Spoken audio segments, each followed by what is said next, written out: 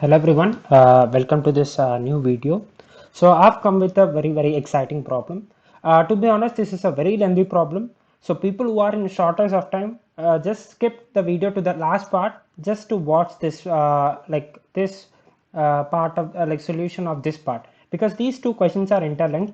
Like you need to find the value of n from this part, and then you need to substitute here to find the value of like to find the answer for this question. So people who are in shortage of time, just skip to the last part, and from there you can continue. Just skip to the end part of the video, like maybe around 3 to 4 minutes. Like I have no idea what would be the time. So this would be a lengthy question. People can actually try to just remember this result so that they can use this in their, like when they practice any problems later based upon this concept. So they can just remember this result. So they all need to find is, like in this question, the main question is to find the value of it. That's it. So the question is, in triangle ABC, A1, B1, C1 is another triangle that's inscribed says that A1, B1, C1 are on the sides AC, AB, BC respectively.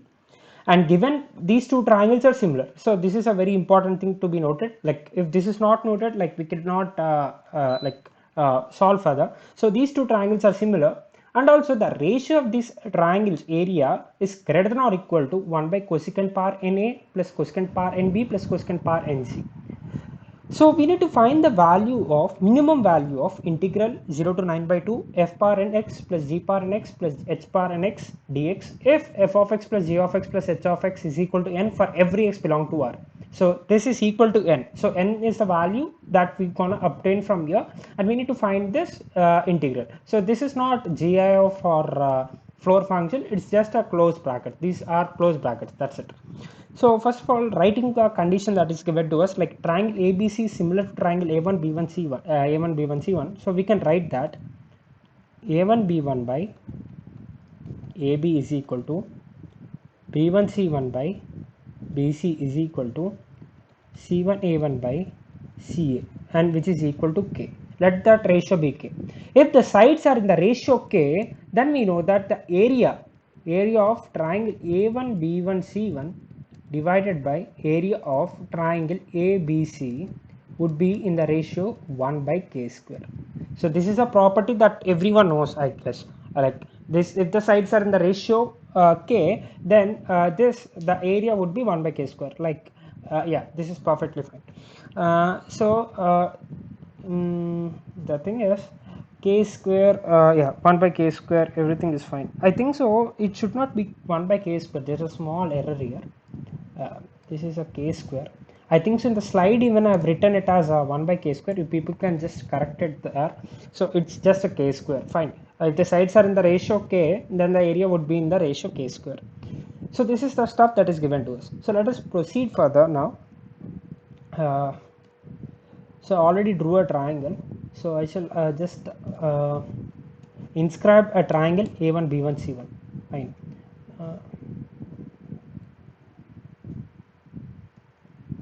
And this, if I name this as A, this as A, and this as B, and this as C, and according to the conventions given, this would be B1, this would be C1, and this would be A1. Fine, this would be A1. Yeah, this would be A1. If the angle here is assumed to be alpha, fine, if the angle is assumed to be alpha, and we know that because these triangles are similar, so and C1, B1, C1, A1 would be C. Like if this is C, this would be C, and if this is A, this would be A, and if this is B, this would be also B. But we shall not write it as B. Fine, will be like I'll explain you like what's the reason of not writing it as B. Two the angles are equal. So just to make sure like we can solve the problem in an easy way, it's better we don't write this here. Fine. So this is alpha. So now very first convention, like very first conclusion is angle B1 C1 B, B1 C1 B is equal to alpha. So angle the next part is angle B1 C1. So angle B1 C1 would be equal to pi minus alpha minus b, isn't it? This is alpha, this is b, so the angle here is pi minus alpha minus b. And now this angle, so angle A1 C1 C would be equal to pi minus alpha minus C. So this angle is totally 180, so pi minus alpha minus C. And now angle C1 A1 C is equal to pi minus of C. So this is angle C minus angle C1, angle C1. So this you can just substitute here angle C1, and before that this is angle C, and angle C1 is minus pi plus alpha plus C. So these two gets cancelled, these two gets cancelled, and so finally we are left with alpha. So this is equal to alpha. So these are the conclusions that we have got. Now focus on the triangle BB1C1. Triangle BB1C1. So we can write that using like this, BC1 divided by opposite angle, that is sin B, will be equal to BC1. So that's what we have written, right? Yeah, this one would be B1C1. Yeah, B1C1 by the, divided by sine of opposite angle, that is B, is equal to BC1 divided by sine of opposite angle. So this we have already found that, that is pi minus alpha minus B. That is pi minus of alpha plus B. That would be right. So that is sine of pi minus alpha plus B is again sine of alpha plus B. So we're gonna get here BC1 is equal to, and B1C1 can be written as from here, B1C1 can be written as K times BC, and BC is nothing but A, isn't it? This is A. So this can be written as K times A of sine of alpha plus B divided by sine B.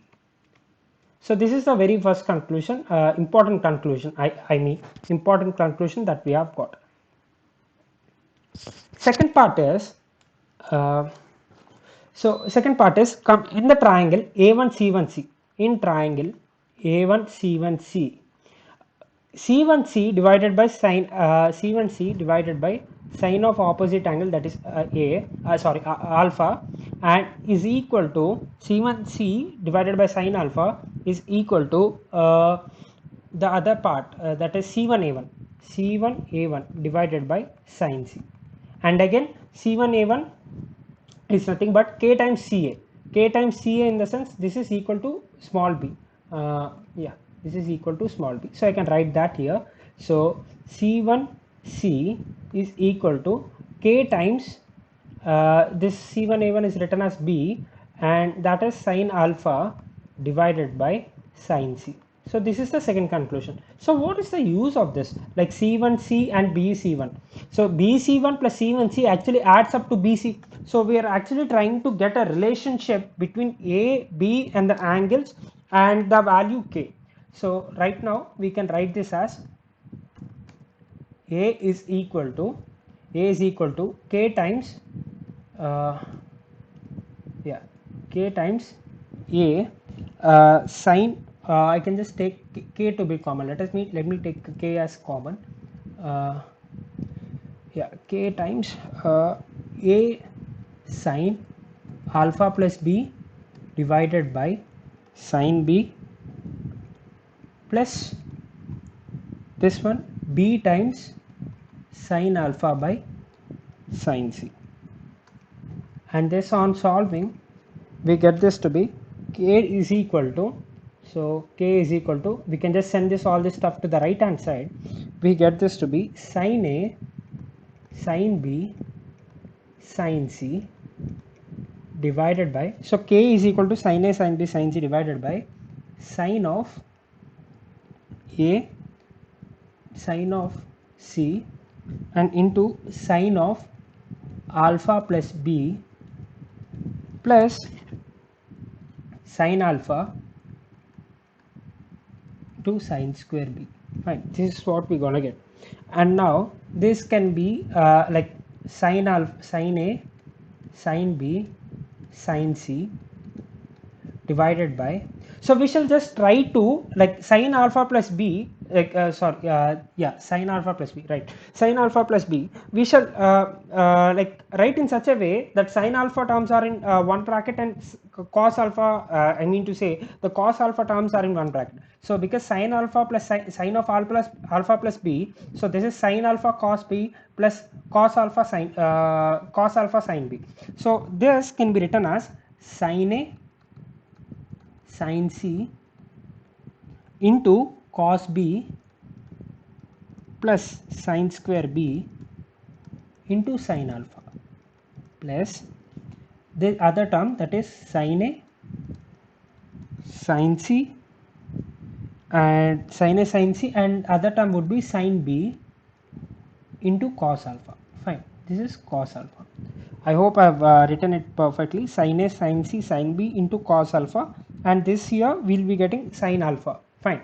So let me, like, what's the use of writing it in this way? So here if we assume this as x and this to be y, so this is of the form x sine alpha plus y cos alpha, isn't it? And now we need to find the minimum value of this, isn't it? In the question it is all about the ratio, and that is k square. And k square, the minimum value of k square is what we are interested to find, like we are in need of finding it. So we must make sure, like we need to find the value of minimum value of k, and for that minimum value of k we need to have the denominator value to be maximum. And so that's the reason the maximum value of this is root over x square plus y square. So we need to deal with this. So that's the reason we have got the terms in the form sine alpha into x plus y into cos alpha. So that sine alpha cos alpha doesn't change, and right now we can just put root over x square plus y square as the maximum value. So now we can write this as k minimum, or we can just say k is greater than or equal to 1 by root over sine a, let me write it perfectly, sine a sine c cos b plus sine square b whole square plus sine a sine b sine c whole square. So let us square on both sides. So we get that k square is greater than or equal to 1 by sine a sine c cos b plus sine square b whole square plus sine square a sine square a sine square b sine square c. And this, let us first solve the denominator. So let us first solve the denominator, and this actually turns out to be sine square a sine square b sine square c to cos square b plus sine power 4b, and this is plus sine square a sine square b sine square c. And this part can actually be written as cos square b can be actually written as 1 minus sine square b. And if that is the case, sine square a into sine square c into sine square b, there is a minus sign here and there is a positive sign here, so these both terms gets cancelled. So finally we will be remained with sine square a sine square c and plus sine power 4b, and I guess 1 plus sine power 4b, and that's it. No, there's some other term that's actually missing from my end. Yeah, I actually missed here, plus 2 sine a sine c cos b sine square b. Fine, so we'll be remained with this term. So plus 2 times sine a sine c cos b sine square b. Fine, this is the term that we are remaining with. Let us solve the denominator itself. We shall not write the whole term. So let us solving denominator, we get this to be sine square a into sine square c. Fine, sine square a into sine square c plus, let me take the sine power square as common, like sine square b into, so this turns out to be into sine square b, so into sine square b into sine square b plus so we have 2 sine a sine c cos b plus 2 sine a sine c cos b. So these are the terms that we are left with. Now this cos like sine square b, we shall just like keep like we shall not disturb it, we shall not try to write in a different way. Rather we can just write this sine a 2 sin a sin c as, we can write this 2 sin x sin c as cos of a minus c minus cos of a plus c, isn't it? We can write this in this way. So 2 sin a sin c, I am writing it as cos of a minus c minus of cos a plus c. So this finally turns out to be sin square b, this part, only this part I am talking about, the part inside the bracket. So this turns out to be cos b cos of a minus c minus cos of a plus c into cos b. Fine. And now yeah, cos b. And now this again, this term, so cos of a plus c is basically cos of 180 minus angle b, and if that is the case we get minus cos c minus cos b. So minus of minus cos b is plus cos b, so we get plus cos square b here, because this is cos b and here we have cos b plus cos square b, and this sin square b plus cos square b is equal to 1. So we'll be left out with this term. So finally the denominator will be sin square a into sin square c plus sin square b whole this 1, and now we are remained with this, that is cos b into cos of a minus c. Fine. This is the term that we are left with. And again there's another modification here. Cos b can be written as cos of 180 minus angle a plus c. Fine. 180 minus angle a plus c, and that is actually equal to minus times cos of a plus c, isn't it? 180 minus angle a plus c, right? So 180 cos of 180 is actually negative, and this is cos of a minus c.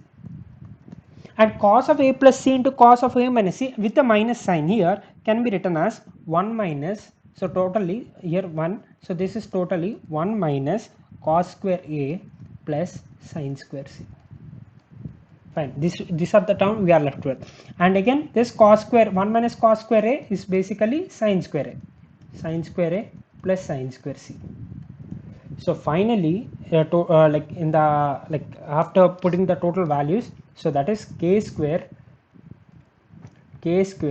will be greater than or equal to 1 divided by, so we have got a lot of terms to be arranged here. So sin square a into sin square c plus sin square b into sin square a plus sin square b into sin square c. So it's like taking two terms at once and squaring them and taking the multiplication, like taking the product. So sin square a into sin square b plus sin square b into sin square c plus sin square a into sin square c.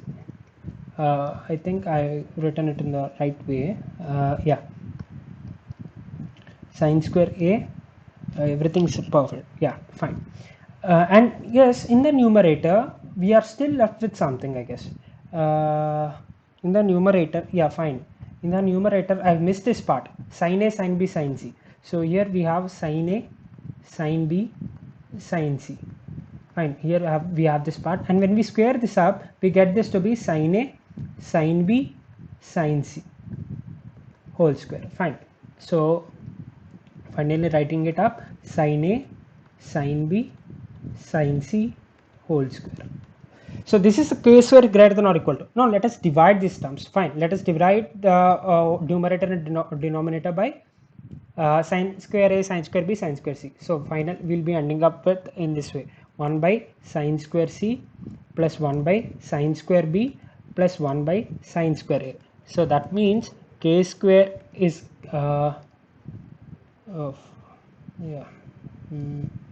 so sin square c. So that means k square is greater than or equal to 1 by cosecant square a plus cosecant square b plus cosecant square c. Fine. So from this we can say that, on comparing, we can say that the value of n is equal to 2.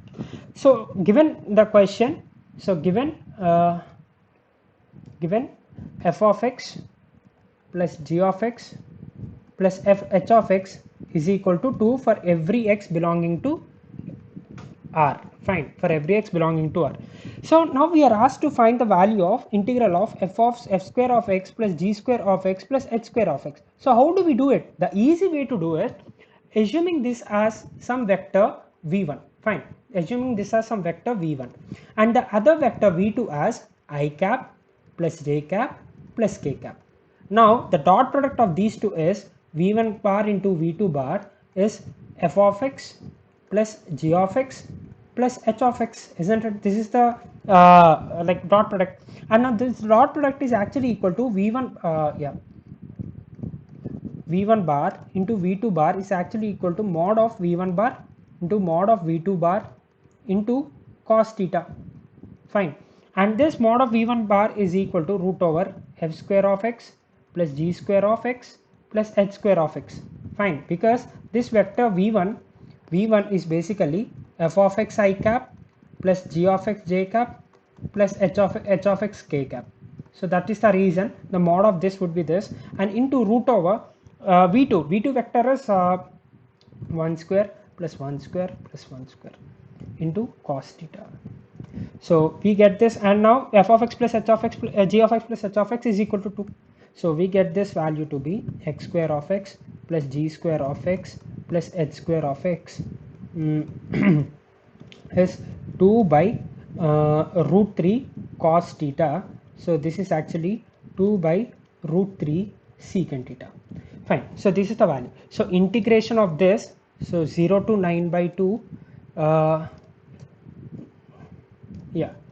2 by root 3 secant theta, 2 by root 3 secant theta. So we are asked with the minimum value. Fine, we are asked with the I minimum value. So I minimum value, like we know that secant theta will just increase from 1 to infinity. So the secant theta here, the value will be 1 dx. So here the value will be 1. So that means the integral value is 2 by root 3 into 9 by 2. I guess I've done it right. No. Here we have whole square, right? Here we have whole square because root over f square plus g square plus h square. But here we need only f square plus of x square of x plus g square of x plus h square of x. So we need to do the square squaring on both sides. So this becomes 4, and this is also 4, and this is whole square. This is whole square. So here it is. Sorry for this mistakes. So this actually is 4 by 3 secant square theta dx. So this is actually 1. So this comes out to be 4 by 3 of 9 by 2. So this is twice, this is thrice, so this is 6. So finally the required answer is 6. Yes, it is actually a lengthy problem, to be honest. But people who are not actually interested in the proof can just skip all these parts and can just come to the part like this last part. So many of you people wouldn't know how to solve this type of questions. So for that part, you people would have seen this. So I actually told this at the very first itself, but I don't know like how much time I've taken. Like it may be more than 20 minutes, I guess. So this is all about today's problem. Like it's a lengthy problem. So still even after even after 20 minutes I mean to say the problem has taken a lot of time, and to get a lot of logic it's very tough. Actually we are proving something, so it's better you just remember this result and use it while solving the problems when it's necessary. So this is all about today. Thank you for watching. Stay tuned.